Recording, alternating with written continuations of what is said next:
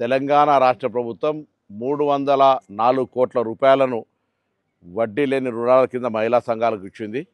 అందులో హుస్నాబాద్ నియోజకవర్గానికి సంబంధించిన 7 మండలాల్లో 5,66,00,000 రూపాయల 16,000 రూపాయలని ఈరోజు మహిళా సంఘాలకు చెక్కు ద్వారా అందజేయడం జరిగింది. మండల వారీగా వారందరికీ శుభాకాంక్షలు. ఈరోజు రాష్ట్రంలో ఇండస్ట్రీకి లోన్ కావాలన్నా కొంత ఇబ్బంది ఉన్నా మహిళా సంఘాల దగ్గరికి బ్యాంకర్సే వచ్చి లోన్ ఇచ్చేటువంటి పరిస్థితిలో ఉన్నారు.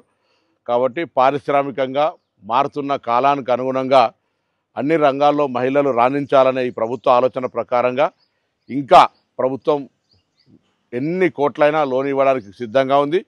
ఆ లోన్ యొక్క వడ్డీని ప్రభుత్వమే కడతా ఉంది. కాబట్టి మహిళా సంఘాల సభ్యులందరూ కూడా 18 సంవత్సరాల నుంచి ప్రతి మహిళను సభ్యులుగా చేర్చుకుంటూ సంఖ్యను పెంచుతూ వాళ్ళకు అవసరమైనటువంటి ఆర్థికంగా ఎదగడానికి సంబంధించినటువంటి విషయం లోపల మీరు చొరవ తీసుకొని ముందుకు పోవాలని సందర్భంగా కోరుతూ ప్రభుత్వం మీకు అన్ని రకాల